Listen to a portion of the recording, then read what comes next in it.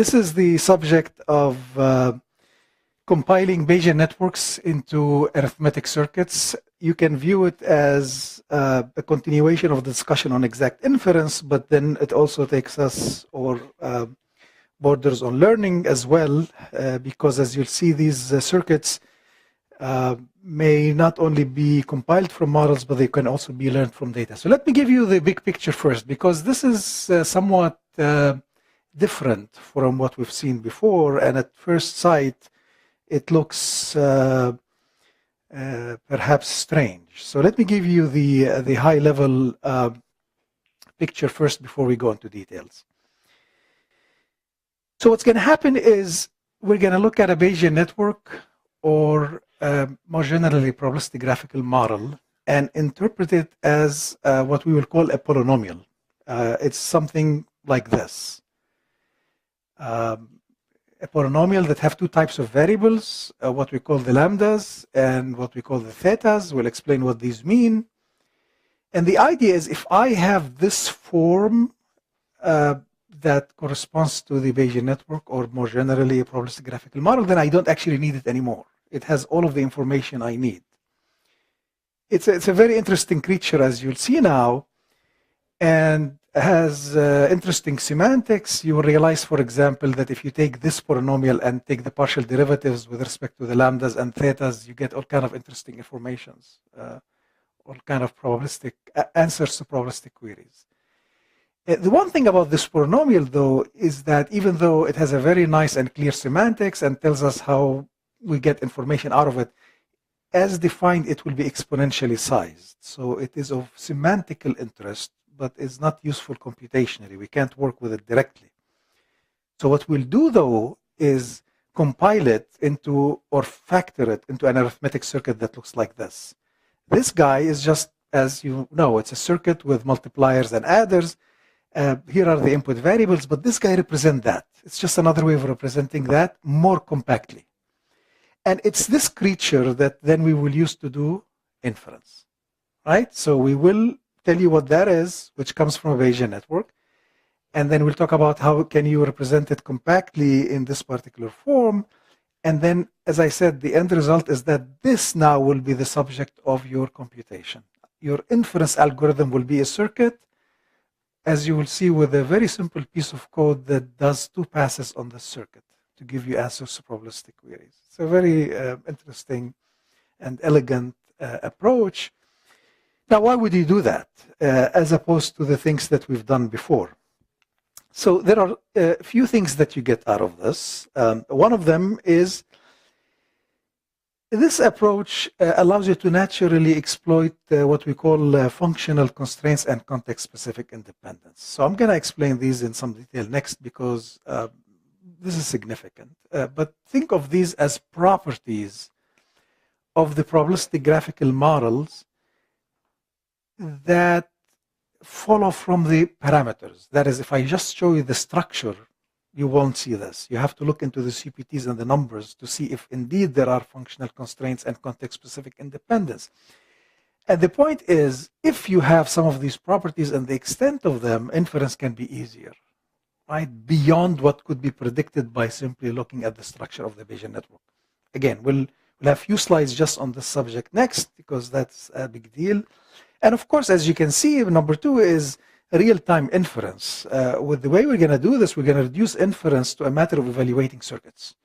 Now you can actually say, I can give you an answer back in that many milliseconds. There's no guessing. It's just clear-cut, simple adding and multiplication in circuits. And the last thing is what I alluded to is these things can be learned from data. So once more, I mentioned in the introductory lecture that historically, these circuits, I actually introduced these circuits more than a decade ago as a way to doing inference. That is, you compile them from Bayesian networks, but then people later proposed learning them directly from data.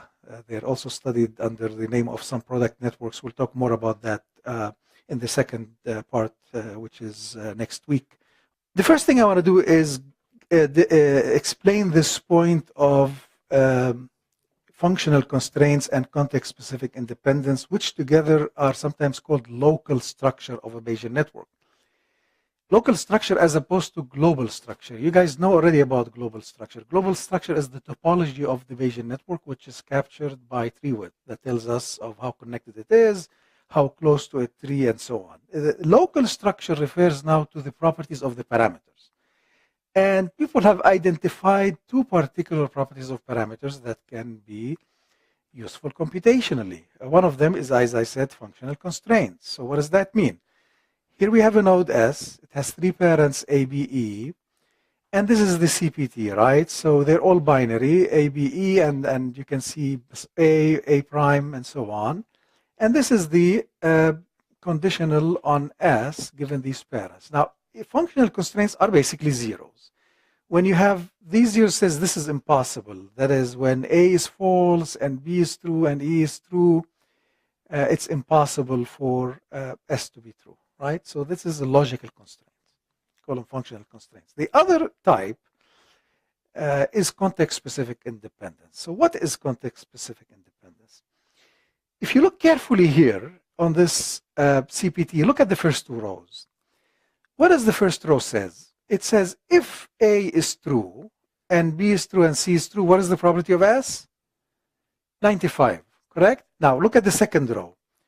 It says if A is true and B is true and E is false, what is probability? Again 95. What does that mean? What doesn't matter? Exactly.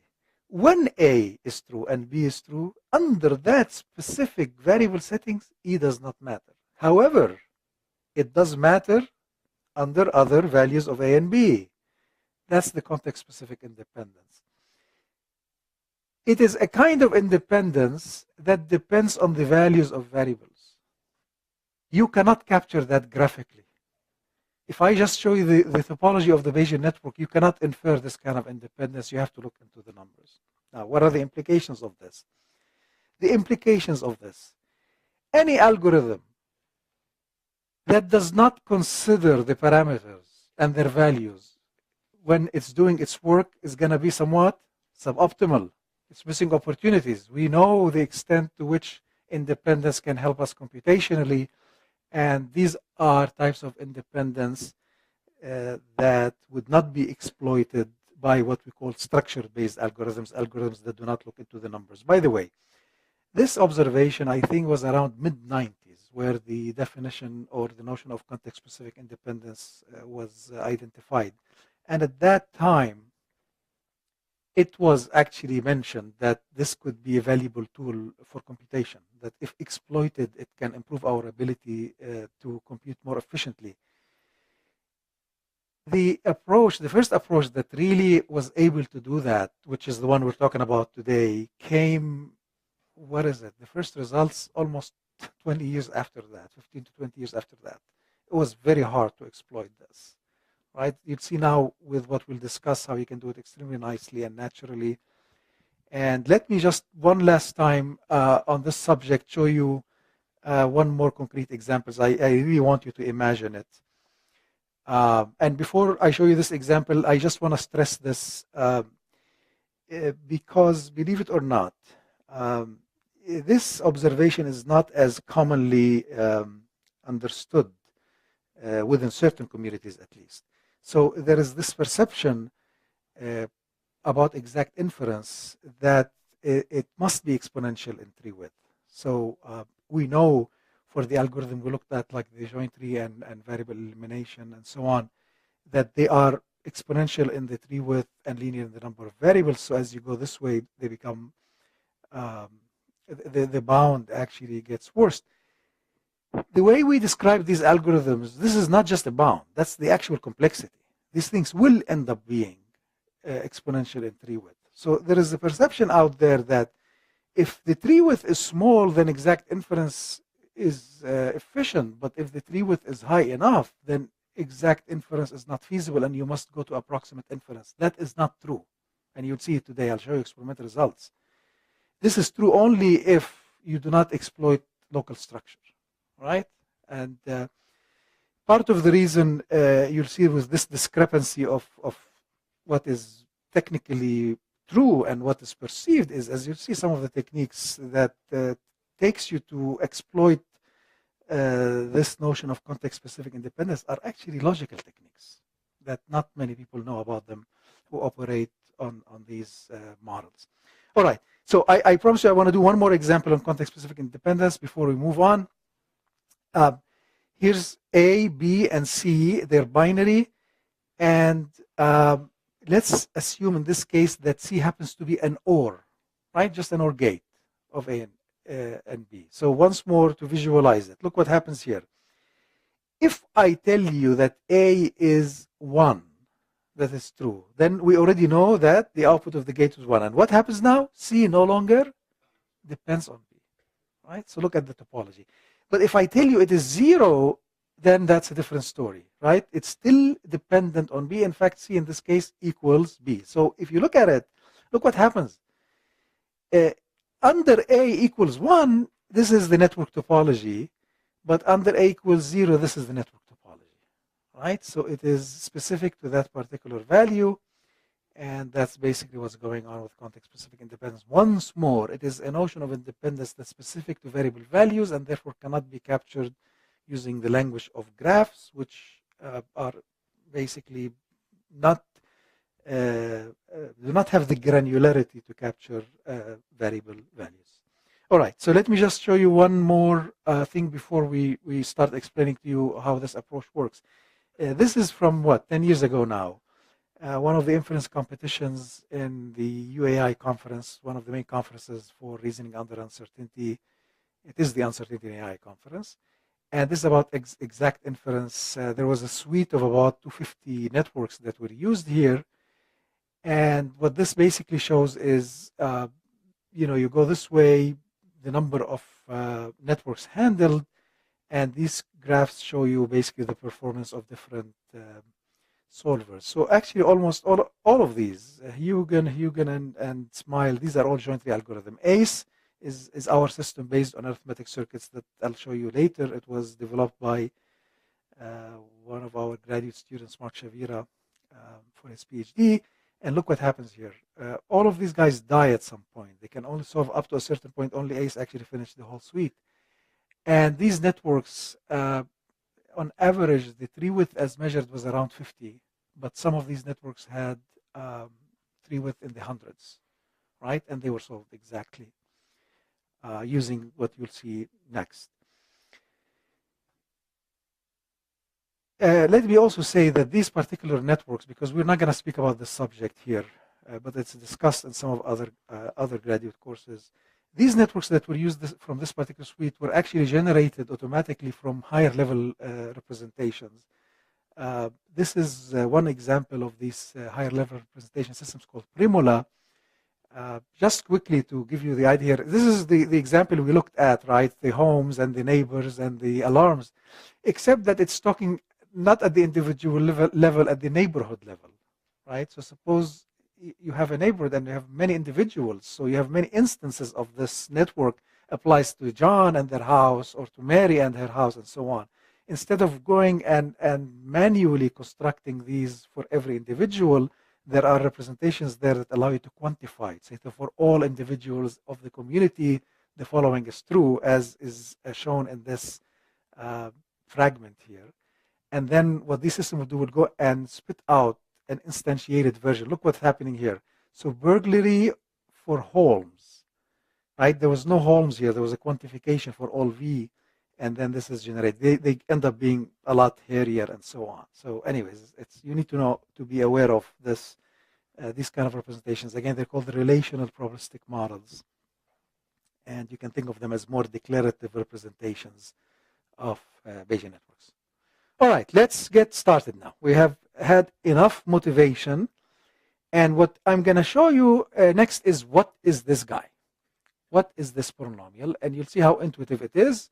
And what can we do with it once we have it? And then the next part will be, how do we generate this guy that correspond to that guy? You guys are ready? All right. So here's how we're going to do it. We're going to get to this intuitively through a number of incremental steps. What you're seeing here is just a standard distribution over two variables, A and B. And therefore, 4 instantiations. And this is the distribution here, right? standard. So let's make a couple of observations and see how we're going to get to this polynomial. I tell you what's the probability of a, small a, that means a is true. You simply go ahead and add these two numbers, correct? That's basically what's happening. So look at this number, that number coming from here. Now, I tell you what's the probability of not b. Okay, now we're using this notation instead of b bar. That's okay. Then again, you go to these two rows where b is false, this guy and that guy, and you add up this number with that number. So far, so good? Okay. Now, look what we're going to do. We're going to emulate this process or this selection process. What we've been doing really is, when I give you a query, it's a matter of fetching a certain set of rows in the table and collecting their numbers, right? Look how we're going to now emulate it. I'm going to introduce these new variables. I'm going to call them evidence indicators or lambdas. Their subscripts are variable values. So far I introduced two of them here. Lambda sub A, lambda sub B. That means lambda sub A true, B true, right? And then I'm going to introduce similar here and there and there. Okay, look what's going on here. This row is A true, B false, right? So lambda sub A, lambda, B false. And so on. So the last guy, false, false, then lambda, A prime, lambda, B prime. We're good so far? Now look what we're going to do. We're going to add these guys up. So now we have this, right? And you know what we're going to do now? We don't need this guy.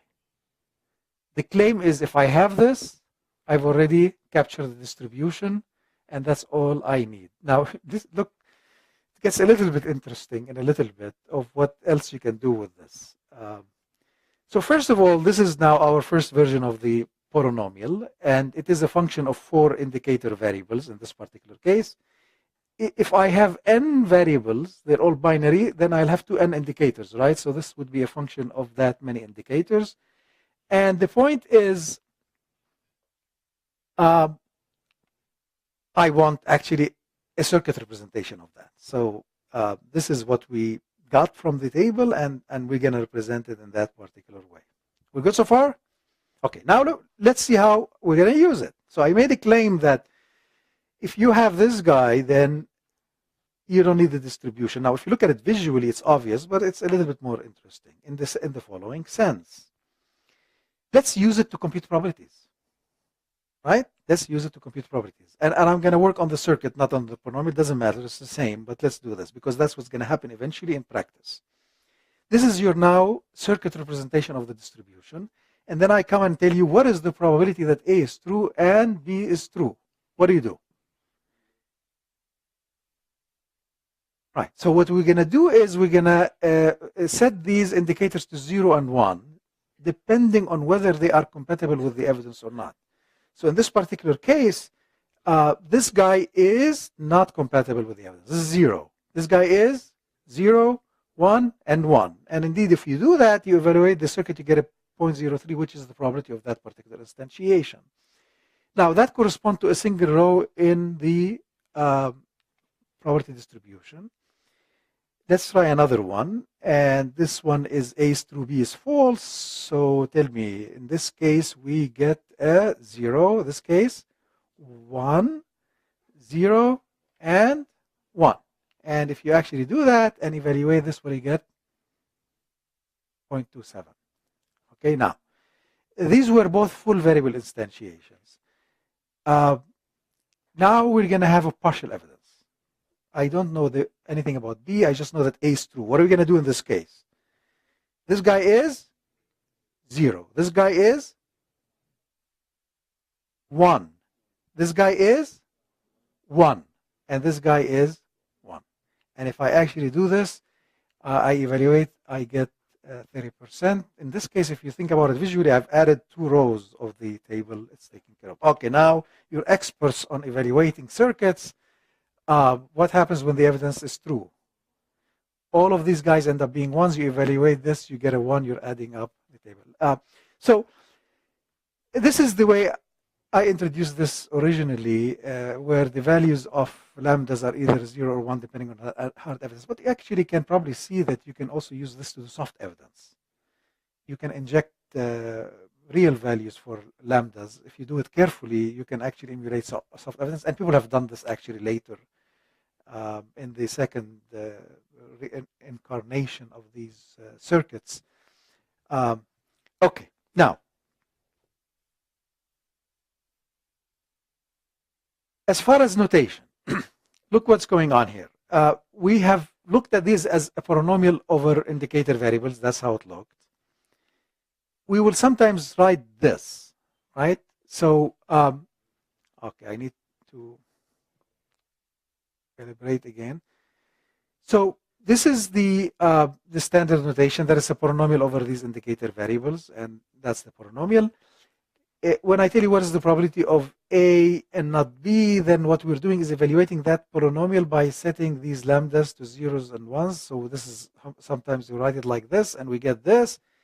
And sometimes we also do that. So if F is the polynomial, there are two ways to do it. Say, evaluate the polynomial while setting the lambdas like this, or I would tell you alternatively, evaluate the polynomial at that particular evidence. Since there is no ambiguity going from here to that, we may just try this sometimes. You're good with this? We're going to see this next. Now we're going to take this to the next step in the following sense. I showed you the polynomial for a distribution. Now we're going to look at the polynomial for a Bayesian network in particular, which we're going to call the network polynomial. Let's look at this Bayesian network. It has three variables, A, B, and C. And we're going to use this notation for the parameters. Theta sub A, C given A, B given A, right? Standard. Let's look at the distribution for this particular network, which you would know by now, right? I have the variables A, B, C, and these are all of the different instantiations, A, B, C, A, B, not C, and so on, and the corresponding probability, right? So as you recall, each probability is just the product of three parameters. One is picked from here, one from here, and one from there, right? So these are all true. Theta A true, B true, given A true, C true, given A true, and so on. We're good so far? Okay, this is the distribution of this particular Bayesian network. So what are we going to do now? We're going to throw in the indicators. All right, so now I'm going to do this. Now I'm going to do this and then add these guys up. And now I have my network polynomial. So now it has two types of variables, indicators and parameters. Now I want you to stare at this, because the form of this network polynomial is pretty interesting and will be exploited not only today for doing exact inference, but actually this is going to be the form that we will base sensitivity analysis on later. Now, what's important about this, or what is special about this guy? First, every term, or what we call a monomial, has how many variables? If the network itself has n variables, how many do we have in each term? 2n. We have n indicators and n parameters. This is always the case. But the other important observation is every variable in this polynomial has degree 1. What does that mean? That means this function f is linear in each one of its variables. That's actually significant, and stands behind a number of the properties that we're going to see later. When you have a function that looks like this, we call it a multilinear function, right? It's in terms of a number of variables, but if you take one variable and treat all others as constants, you get a linear function. It's a multilinear function. Okay, so this is the key thing that we need to remember about the network polynomial. Once more, each term has 2n variables and indicators and parameters, and it is a multilinear function. You're comfortable so far? Should be easy to write this down for a different Bayesian network. This is yet another example, right? So this is 4 variables now, A, B, C, D, and now we added this. And now you can see 4 parameters, 4 indicators, and 4 parameters for each particular. Now we're gonna talk about what else do you get out of this guy, right? This is the stuff that's coming is actually interesting and may be somewhat surprising. Any questions so far before we move on? So what I'm going to show you next is if you had that polynomial and you were able to get the partial derivatives, the values, you will get additional marginals and probabilities that, for example, some of them are the ones that we needed the geometry algorithm for instead of variable elimination. You get them from this guy immediately. Okay. Here's the first observation, which is if you have the circuit which represents the network polynomial and you go ahead and evaluate it, right? In fact, here's a quiz for you. I'm evaluating it here. Realize in this version now, the inputs are not just lambdas, they're thetas, right? And when we're trying to evaluate the circuit here, we set the values of the lambdas, but also the thetas that came from the Bayesian network. So look at this and tell me what evidence do we have here? Doing reverse engineering now. What am I computing the probability of? So look at the indicators. This is one of them. So this guy, where is the other A? Here is the guy. So this is so A is true, and B is no. We don't know anything about B. So I'm just computing the probability of A is true. You guys see that from the indicator values? Okay, look what happens now.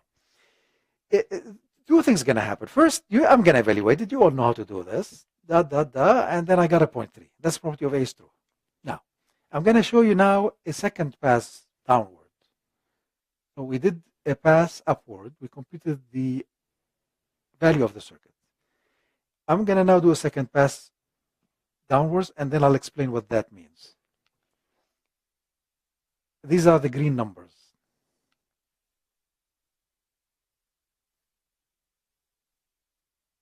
Okay.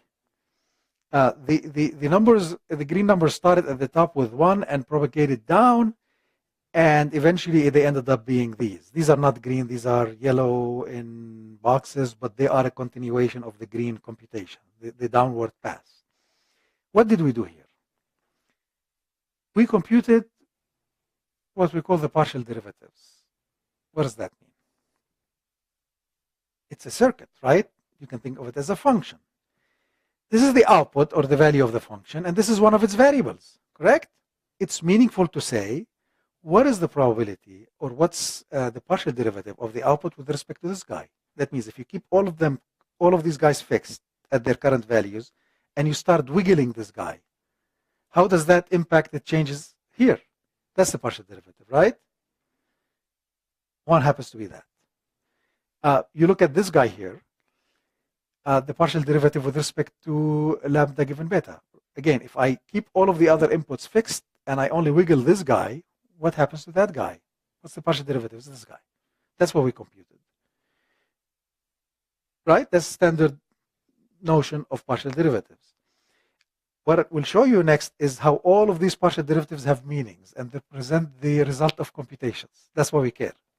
I say, I want to know what's the probability of that. I'll tell you, don't bother. I know it. I'll pull it from one of these numbers. But before I do that, and that would be discussing the semantics of partial derivatives, let me just tell you that this computation that we just did is a standard computation. The code or the equations are in your book, but the way it works, let me just tell you the intuition. The intuition is, even though we're looking at the partial derivatives with respect to these inputs, in principle, you can talk about the partial derivative with respect to any node in the circuit. For example, look at this guy. Now, this guy is a multiplication of these two, but I can pretend it's an input, right? I can kill the guys below it, and I pretend it's some kind of a new input, call it, I don't know, Z. Then it's meaningful to talk about the partial derivative with respect to the Z, correct?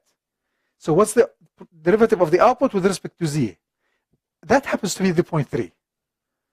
Similarly for this, similarly for that.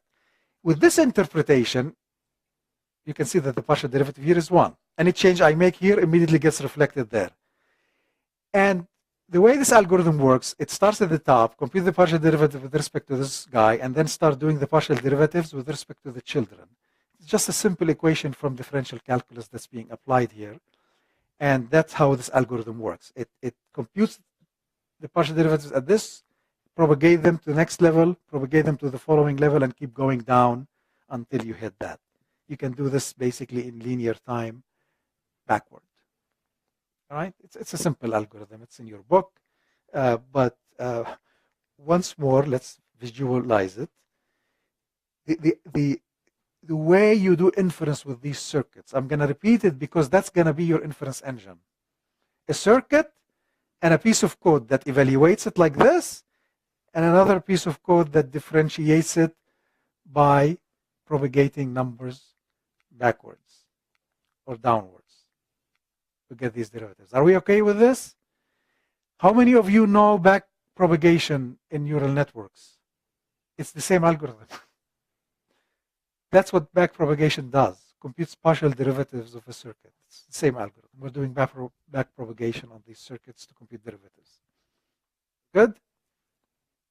Okay, now, what are these derivatives? Okay. Well, maybe not yet.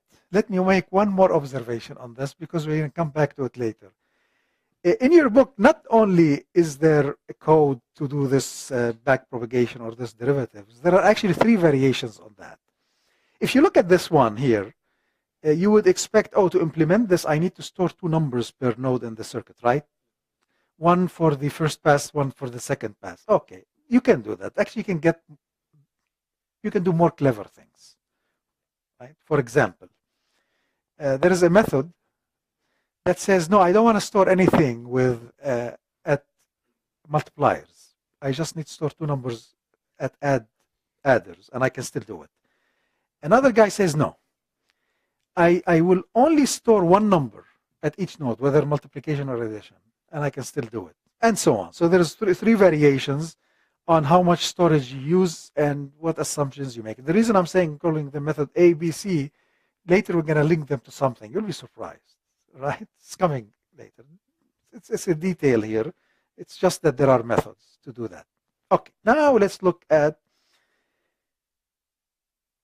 the meaning of this polynomial more carefully, and particularly its partial derivatives. We already did this. We already said that if you take this polynomial and evaluate it at a particular piece of evidence, you get the probability, right? We've done this. And either this notation or that notation. So if you have a network like this, and I tell you what is the probability of this particular evidence, you just set indicators, evaluate it, you get the probability of evidence. Good. Now I want to show you what is the meaning of the partial derivative. That is, if you take this polynomial, differentiate it with respect to one of the indicator variables, and then evaluate at evidence, what do you get? Before I explain this, let me show it to you visually. Okay? Now, here's the Bayesian network. Here's the evidence, E, all of these 4 variables. The evidence is the specific colors we have. I told you compute the probability of that evidence. You went to the circuit. You set the indicator variables to 0 and 1. You evaluate it. Right? Now, I come to you and tell you, I want to change the value of this variable. It's currently red. I want it yellow. And I want you to compute now the probability of the evidence. Now it's a different evidence, correct? What are you going to do now? You're going to go to your circuit, change some of the indicator variables, and reevaluate the circuit, right? You don't have to. That number is already available in the derivatives. If you've done your 2 passes up and down, I'll tell you now which derivative you go to and pull that number from. What's the more general pattern? The more general pattern is, if you have evaluated the circuit at some evidence, then taking a variable and changing the value of a single variable, the new probability is already available from the derivatives of the first evaluation. Here's the notation. Let's understand this notation. E is the evidence, right? X is a variable. E minus X means erase from E any value it has on X. Comma X, small x, what does it mean? Put this value instead. So what this guy is saying, I give you evidence E, which may or may not mention X, by the way. If it does mention X, erase that value and put this one instead. We're good with this? Okay, and this is what happened here. When I had initially E and I came and flipped this guy, the new value is the small x. This guy would be the notation for that adjusted piece of evidence. And this equation tells you that this particular probability is nothing but the partial derivative with respect to this indicator. Now, if E does not mention X, then this guy is just E. And then all I'm doing is now doing marginals. I'm saying compute the probability of the evidence together with that particular value. Marginals over variables. Those are the indicators. But actually, it carries more information. That if E were to mention X, I'm erasing it. Let me tell you where this becomes useful, actually. One example where it becomes useful. We talked about map and MPE computations, right? So there are exact algorithms and there are approximate algorithms. One of the approximate algorithms for map, for example, is local search. Meaning, I want to compute the map over these variables. That is, I want the instantiation that has the highest probability. Say you guess an instantiation. And then you compute this probability and you see, can I improve on that? Can I actually get a better instantiation? So a local search method, what would it do? It will look at this as one point in the search space and then says, oh, let me flip this and see what's going to happen. Let me flip this and what's going to happen. So it's going to try to make a local move by flipping the value of one of the variables. Now, in this case, you have 4 choices you can make, assuming the variables are binary. Then it will try to pick the guy that has the highest probability and go to it next. To get these scores, these 4 scores, they're already available in your circuit. You don't have to do any evaluation, right? But if you do the flip, then you reevaluate the circuit and so on. Okay. So this was the derivative with respect to the indicators. Now we're going to see the derivative with respect to the parameter variables, which gives us yet another piece of variable information. Here it is. What's going on here? What's going on is, again, I'm computing the partial derivative, but now with respect to a parameter variable, and then evaluating the evidence, multiplying by the value of that parameter. What do I get? I get the probability of the evidence together with, what did we call this? A family, a variable and its parents, correct? Because the parameters in a Bayesian network are always over a variable x and its parents. So this is what people call family marginals. And as you'll see later, when we get to learning, parameter estimation algorithms feed off these numbers. The main algorithms for doing parameter estimation need this quantity to do their work. All right, so if you look at it visually, what's happening here is, here's the evidence over these 4 variables, that's E, and I have this particular node X, and here are the parents, and I'm interested in the marginal over this family together with the evidence. If this is binary and these binary, let's say, that's 8 of these, and all of these are available in the partial derivatives. Let me show you one more thing you can do with this, and then take our 10-minute break. You can actually use these circuits to also compute the MPE. easily. And here's how it works. This is an arithmetic circuit.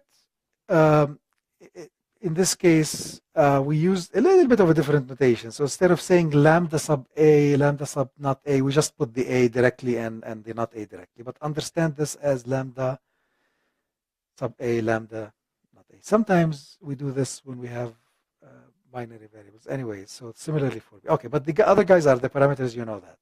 Now, again, in this case, what am I doing? I have evaluated this under the evidence. A is true, right? Yeah. So this is the property of A is true, correct? Now I want the MPE. What's the MPE? The MPE is the variable instantiation that has the highest probability. But of course, in this case, I mean, I have two variables A and B, so there are 4 instantiations, correct? But I have evidence on A. So actually, there's only 2 instantiations that I'm trying to find out. A and B, or A and not B. Which one is? So what do? Very simple. You evaluate the circuit also in a bottom-up pass.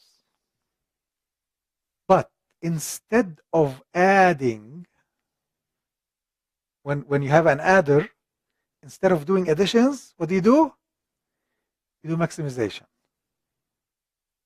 Okay, let's see it.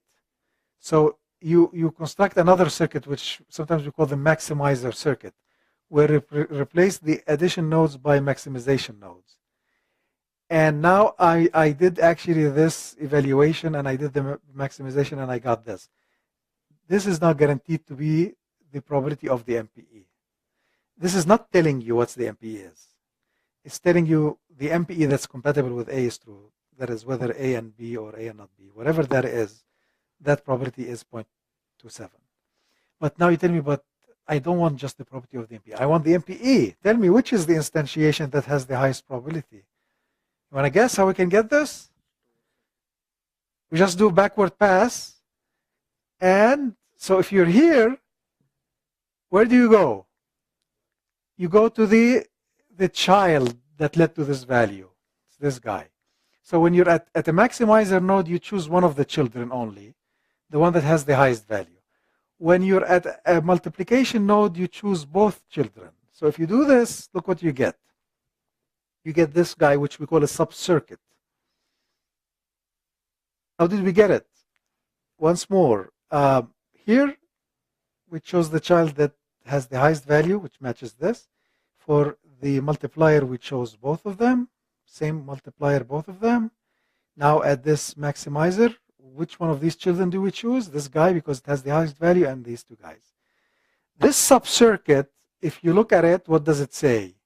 A, not B. That is your MPE. That is the instantiation that has the highest probability, and its probability is 0.27. It's beautiful. Okay. Let's take our 10-minute break. And when we come back, we'll talk about how to actually do the compilation. Now, what you'll see in the second part is a simple method just for basically complete coverage, and then the more sophisticated method. The more sophisticated method, it's also conceptually simple, but it will use a box that we will not talk about today, a logical box. We'll talk about that not today, some other time. So 10-minute break, and we'll resume our discussion.